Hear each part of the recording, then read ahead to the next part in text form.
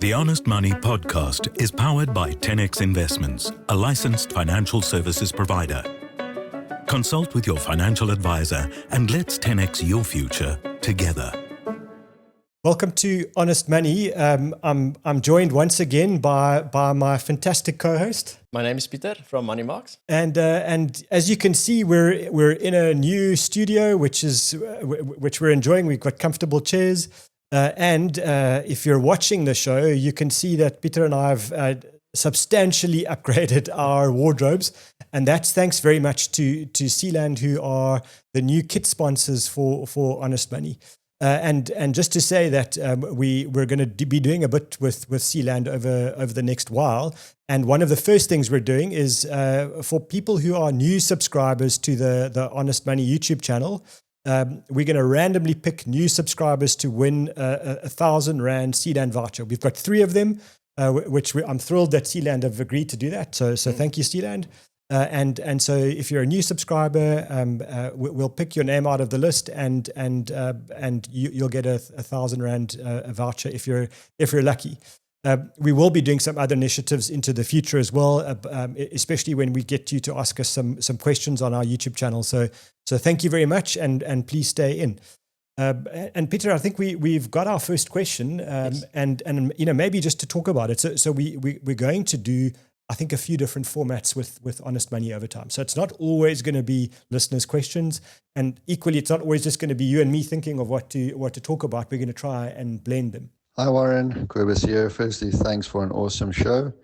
My question today that I hope you can share your thoughts on stems from trying to balance my personal investments for retirement, home ownership, and then helping my kids with financial freedom one day. I'm hoping you can share your thoughts or decision criteria to follow regarding balancing paying off your home mortgage as fast as possible to reduce the interest burden versus continuing to invest as much as you can above the obvious 15% a month into retirement for myself and my wife.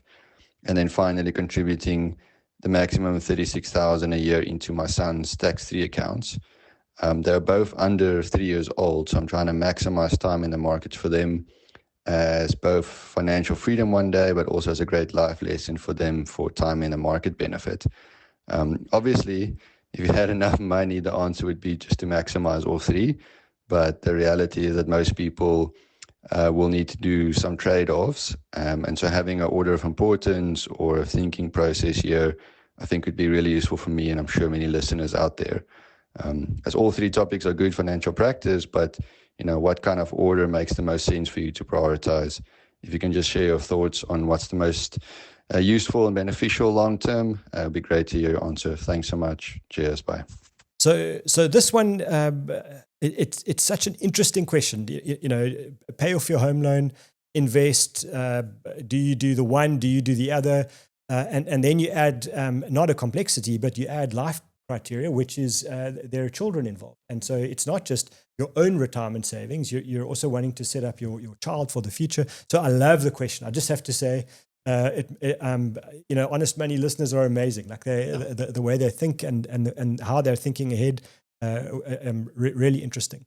And so I'm talking a lot, and I haven't given you a chance yet. But maybe just my early thoughts are, I always think I don't like debt, and so for me, I think debt is a weapon of wealth destruction, and so. Off the bat, that would be the overriding thing that's at the back of my head is like, I don't want to owe the bank money because then I feel like I'm working for the bank. Having said that, some debt, especially if it's reasonably priced, is not the end of the world. If this was a question about should I pay off my car or my credit card, I think you and I would line up immediately and say, well, it's a no-brainer, just do that. Yeah. But we've got clever listeners, right? And that's not the question. So now it's about a home loan. And I think that there's a bit to this. It's, I don't know what your kind of kickoff thoughts are. Yeah, I think anything in life, as the listener mentioned, in an ideal world, we just pay everything off and we max out our retirement accounts and basically make provision for our kids as well. But oftentimes we are faced with a trade-off and we have to choose. And I think there's not always a right or wrong necessarily, a one linear answer to this. There might be different variations of strategies that we can follow. I think let's start with the debt concept of should I pay off my home loan and what does that mean? So yes, if we have bad debt, so what we would consider credit cards, store cards, temporary loans, those things that interest rates go into the 20s, that you should pay off before you start even investing. That's like baby step one almost. But a car loan, it's maybe the interest rate is about 13%, so that's either or. Maybe you can add some lump sums to that if you get a tax refund, maybe, but it's not necessarily something to wait on. And then a home loan is very much nuanced, because if I think there's kind of the number side to it and then the emotional side to it. So the number side would tell us, put your money there where it will have the best return. Yeah. So let's say you have a home loan and it's 10% interest rate per year. If you have to pay that, you have to pay the bank and it's costing you 10%. But if you pay extra, you're essentially getting a 10% return tax-free. So that, see it in that sense of, if I add to my home loan, I'm getting a return of 10% after tax, essentially. And guaranteed. And guaranteed, absolutely. And so that's the one side of paying off home. Now, let's say investing. If we have to also define what does investing mean. If investing means we're putting it in a bank savings account, giving us 6%, then paying off the home loan makes a lot more sense. But let's say we're investing long-term and now in a global equity fund that could give us 10 to 12, 14%, maybe if we're lucky.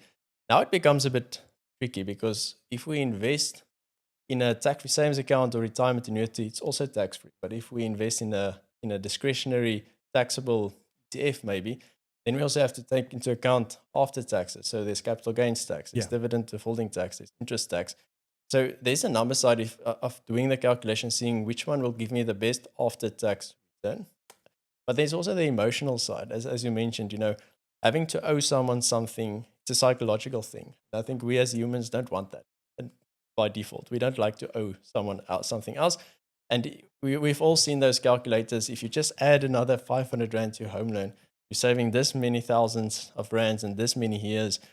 So I think there's also the element of feeling debt-free and having a paid-off home. I think that's probably one of the biggest financial goals that most people have. It's just having that security that I own this home and I don't have to pay the bank off anything. So those are my first thoughts of comparing investing. Now I'm talking for yourself versus paying off a home loan. And we'll get to the children in a second. Yeah, so maybe I think I love the interest rate point. So interest rates, especially when they're high, then paying extra into the mortgage. There will be times when interest rates get to 11 or 13%, and as you said, global equities might give you 10 to 14, and so if you're getting 12 or 13 guaranteed interest savings, then there isn't a debate as far as I'm concerned. Then you whack as much money as you possibly can into your mortgage. Equally, when interest rates are low. The curveball I'm throwing you is that when interest rates are 7%, then the argument might be, well, hang on, let me now maximize my savings and just pay the minimum on the mortgage, which is fine if you believe interest rates are going to be low for the next 10 or 12 years. But if you think that interest rates are artificially low because we've just come out of COVID or whatever the next thing is that causes rates to go low, then actually I'm going to turn it on its head and say that's the time you absolutely stop saving, maximize the mortgage, because what you're doing is you're really kicking in the capital. You're eating the capital as fast as you can. So that'll be the one side. I think also we tend, we obviously have to create debate in the world of personal finance. But if we put the debate to one side, we don't need to be absolute. So if you've got an extra 3,000 Rand a month and your choice is between saving, paying off your mortgage, that's not necessarily the only choice. There's a third choice. Pay off, do both. Yeah. And I like your point. Those calculators are really powerful. It visualizes actually how much money you can save. So even if you do 1.5 into your savings and 1.5 extra into the mortgage, I mean, there's nothing wrong with that. What I know for myself is I don't love debt, but there are a lot of people that are very comfortable living with a reasonable debt. And so they might well say, look, I'm going to pay off my mortgage over 15. I'm not going to do 20 years, but 15 years is fine. I like seeing my investments double and grow, and putting extra in is motivating for me as a human. That's what I want to do. And I think, in that situation, I would align with that. I think you've got to do what drives you and then avoid the things that make you afraid or drive bad decisions. Equally, if you're in a relationship, it's got to be what suits both of you. Because if one person really hates debt and the other one really loves investing, then you're going to have to find a compromise, which is the secret to any great relationship, as we all know. So I do think that that's important. What we haven't said, either of us, is we're not even referencing what the property market is doing at the time. And I think it's irrelevant. I actually think it's irrelevant because you're not making an investment decision. You've bought a house. Yeah, it's a lifestyle decision. And so don't factor in what markets are doing and expecting that you're going to get great returns. All of that stuff is a lucky accident or an unlucky incident if property prices are going. But don't put that into your calculation. Yeah. And I think we also need to discern what we're talking about today is like you've got a primary residence in your own name that you're paying off. Investment property is a whole other discussion in terms of using the bank's money and leveraging that and building equity. So that is something different. That's another show. Yeah, maybe a future episode. If someone has a question on that, you can send us and we can discuss that. But yes, having like a primary residence that you just want to pay off. And I like what you mentioned that you should be aligned with your spouse, because if you have very different views on one maybe comfortable leveraging debt and the other one is completely terrified, and maybe that stems from the way they've grown up. We've kind of, the way we think about money has been solidified since the age of like 7, I believe. That's kind of when our money habits started forming. So that discussion is important, and that will also probably drive your decision. I must say, what I have seen often happen with young people is they feel pressured into buying a house by society at an early age when they can't really afford it. And then they sit with a situation where they already squeezed quite tight in their budgets, with the home loan taking up a large chunk of that, and it's barely, getting out at the end of the month, living paycheck to paycheck. And now they feel pressured to just pay off the debt, and they delay starting to invest by maybe 5 to 10 years. So we also have to take into account that opportunity cost, the compounding effect of starting out early, because there's also those calculators that shows us, if Yanni starts at 25 and Pieter starts at 35, Yanni will probably beat Pieter by a landslide just because he started earlier. So I think it might not be an either or. I think a blended approach will probably be best. Yeah. But it's also there's not like a linear answer to necessarily what works best for. And maybe one extra factor that can help make a decision like that is your and your partner's certainty of income. So if you're, nothing's guaranteed, no income is guaranteed, no job, no business, whatever. But if you're in a reasonably stable, predictable industry or job, and especially the two of you, where you say, well, I'm unlikely to get huge inflows of money over and above my salary. Equally, I've got a fairly sustainable job. I'm unlikely to lose my job, or I can replace my work quite quickly. Then that should help you make some decisions. If you're, and maybe I should answer that. That means you can pay off your mortgage a bit slower if you've got some predictability. If you're in a situation where you've got a big income stream that might end shortly, or your income is always volatile, then I would naturally defer to paying off the mortgage much faster, because there could be a point in time, whether it's in 3 months or 3 years, where suddenly you're not having income, or you're earning much less, and then all of a sudden you've got yourself, your spouse, the municipality, the government. They're all people that want money, but you've also got the bank, and then you want to be in a position where you're debt free as fast as possible. So I think that maybe that would be the only other criteria, which we didn't really get from the question. It obviously wasn't a thesis, but it was a great question. So I think that would maybe be my other consideration. For me, I'm now on a rental property, but it was one of the great satisfying moments in life, was buying a house, taking 9 years, paying it off, and that last payment was the only one I was happy to pay.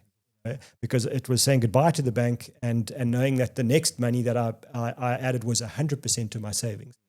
So I think that is me. I know that, but I think it is a freedom choice. Once you've got the paid off property, getting ahead. Equally, I love your point. Don't flip and get onto the property ladder as fast as possible. All our parents and our grandparents, have this conversation with us all when we're young. Don't pay off the landlords. Great. Do that when you've chosen a place where you're going to live for a decade or two, if you're going to have kids and they're going to go to school in the area, by all means buy the property if it's affordable and you can do it.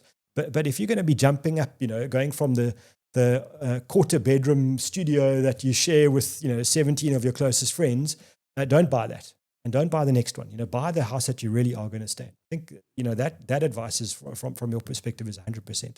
People make that mistake all the time.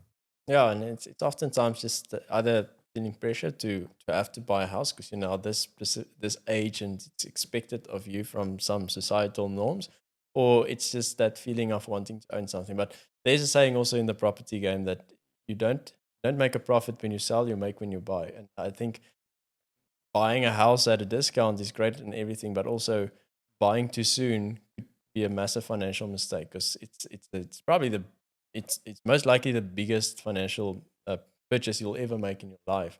So it should be something that you think well through and only do it when you are financially stable.